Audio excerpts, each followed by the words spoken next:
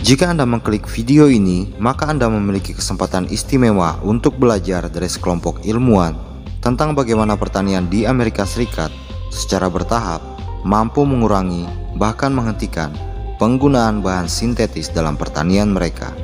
Bagaimana cara mereka bisa tetap mendapatkan hasil panen yang konsisten dengan biaya yang lebih rendah dan laba bersih yang lebih tinggi. Untuk mengawali bagian pertama ini, mari bergabung bersama Dr. Rick Haney dari Temple, Texas untuk mengetahui tentang penelitiannya di wilayah ini. Microbes are alive in the soil, and we've ignored that for a long time.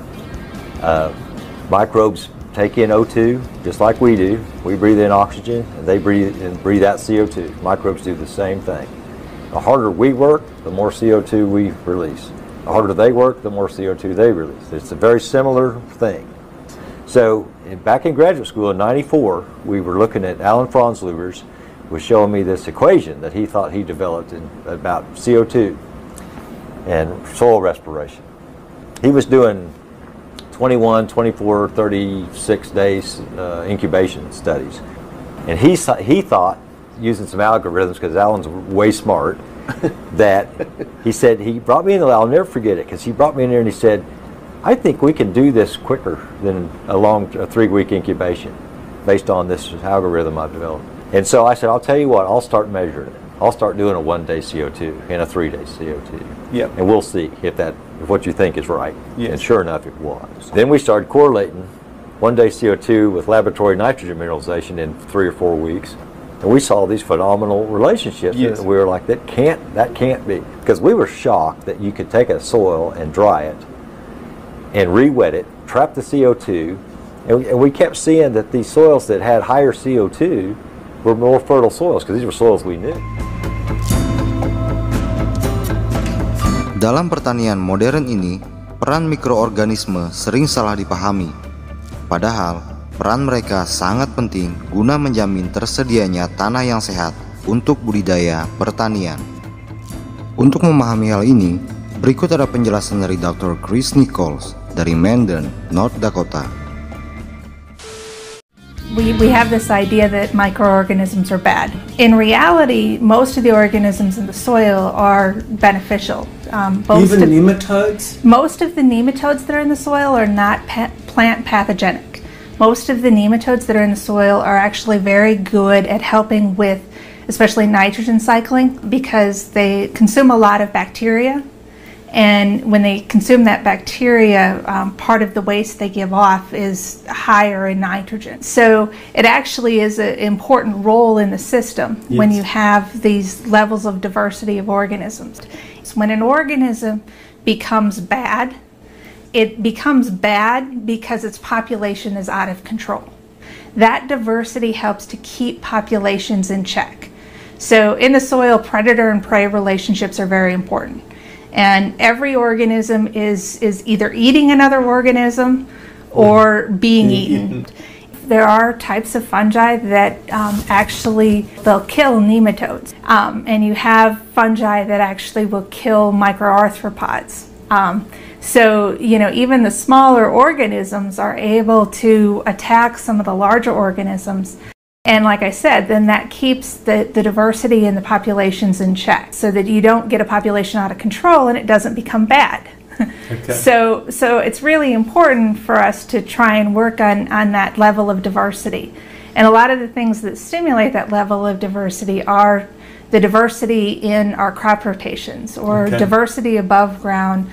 There's a lot of research that shows that diversity above ground is sort of equated or even masked by diversity below ground. So that diversity above ground, what it does is it provides different foods for different organisms, because that organic matter, the materials that's inside the plant, have different carbon and nitrogen ratios.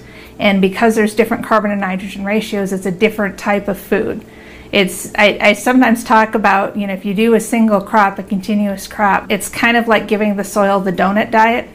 because you're feeding it the same thing over and over and over and over again. And so the only organisms that are able to grow and repopulate are the same organisms that are feeding off of that. Yes, yes. Whereas when you have that diversity, there are different organisms that become players in the system. Ketika kita melakukan pengolahan tanah, ekosistem tanah akan terganggu secara masif. Dr. Ellen Kladivko melakukan perbandingan antara ekosistem alami dengan sistem olah tanah dan apa yang terjadi jika kita mengolah tanah. If you think about natural ecosystems, they don't have a tillage implement running through them once a year or a couple of times a year, but nutrients get recycled and trees grow or grasses grow, and what's recycling the nutrients are the organisms. And so part of what we're saying with a no-till system is that if you don't take an implement through there and you allow the system to kind of come back, that there will be organisms that will do that job for you. They do it differently, obviously, than a piece of metal would do it, but they can be very effective. And besides loosening the soil or making burrows, they do some of these other things like convert nutrients, recycle nutrients, have pathways where roots can grow, and then those pathways stay there. You don't, if you think about a tillage implement, any root channel from last year in the topsoil is going to be totally broken up by a tillage implement the next year. If you have a nightcrawler channel, or even if you have a redworm channel that's part of the redworm channel, it's there. Yes. And then the roots can follow that, and so you can have channel built upon channel built upon channel. And the nightcrawler channel, maybe a root, maybe a corn root, maybe a cover crop root will go down that, and then the next year another nightcrawler, and so on. So it builds upon itself. Will you explain to us why organic matter decomposes faster because of tillage? A tillage operation does a couple things. Number one is it opens up aggregates that were otherwise protected. So you're opening up more surfaces for the bacteria to decompose the organic material faster. That's probably the main reason. Sometimes people say, well, you're putting oxygen in the soil. It's not really so much that as by breaking up aggregates, you expose the organic matter in the soil to decomposition, whereas when it's in an aggregated state in the soil, some of that's protected, and the bacteria that decompose that organic matter can't get to it. So the tillage actually favors then, say, bacteria that would live in that environment. And that's maybe what causes the flush of carbon dioxide and nitrates into the soil as well, I guess. Oh yes, yes. The flush of carbon dioxide is very much related to the tillage. The tillage operation. Right. Okay, yeah. Right. Sistem pertanian menginginkan intensitas air yang ideal. Di Amerika Serikat, para petani melakukan hal unik untuk mengatasi masalah air ini.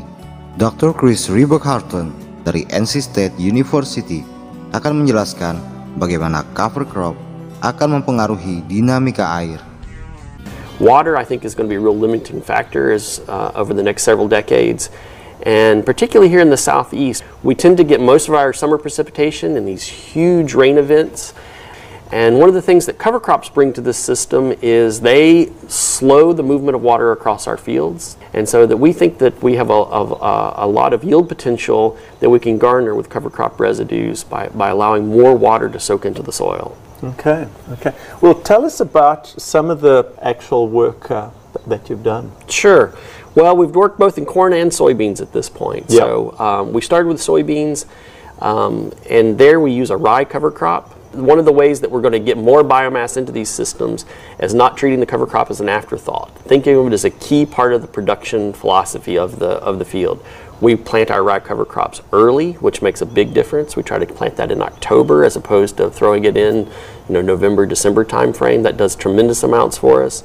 It's interesting what that does for water dynamics. I think, for one thing, it makes it actually drier in the spring. If you think about it, if you're going to plant a plant out there over the winter and we're going to grow it, we're going to extract water out of the soil over the season. So as you plant, we can actually be a fair bit drier than we would be. Now that can be a plus or minus depending on where you're farming. So in some areas, traditional no-till agriculture without the cover crop, we can be a bit wet and cool later into the spring, and so getting into the field can be a trouble. So some drying can be a benefit on some soil types. Okay. On some soil types, it can be a greater concern.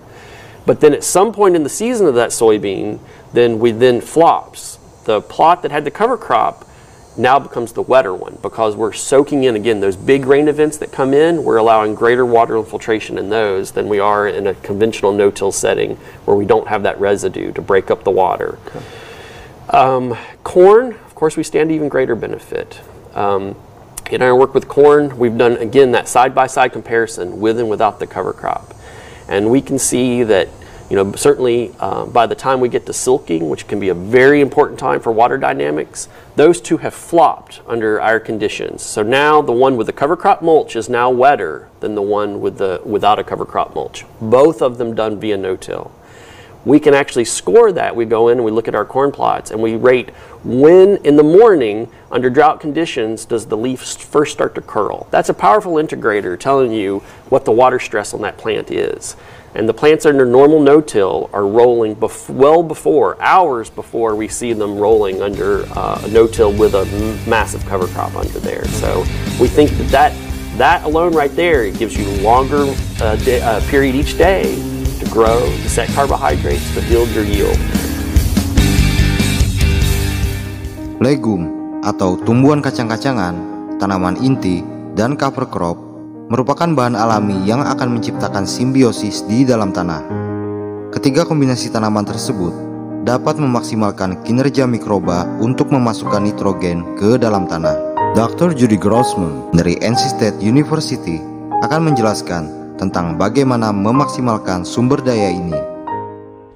My work really involves looking at legumes to try to figure out how we can really make them the most efficient nitrogen source we possibly can by looking at the microbial component of the legume Rhizobia symbiosis. We work a lot with organic farmers simply because right now those are the farmers who are really interested in using legumes for nitrogen supply. As nitrogen prices go up, we're going to need to turn to some of these alternative processes such as nitrogen fixation.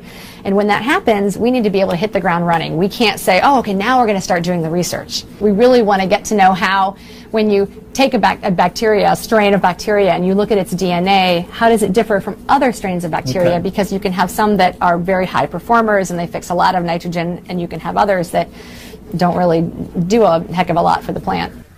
In my mind, what would really help the farmers is trying to understand the tools they can use as farmers to help increase nutrient supply to their crop plants. So try to figure out how much nitrogen is supplied when they put a legume in the soil and let it decompose, how that is released, when it's released, how we can get more nitrogen into the legume by enhancing the fixation ability of the microbes. So all these little pieces will help us be able to help farmers develop their own research, their own experimentation, so they don't need to rely on the recipes. They can say, oh, I know that if I can calculate a square meter of legume biomass, and I can calculate how much I have and how much nitrogen is in that square, I can then figure out on my whole field how much nitrogen is being added through this legume to my soil.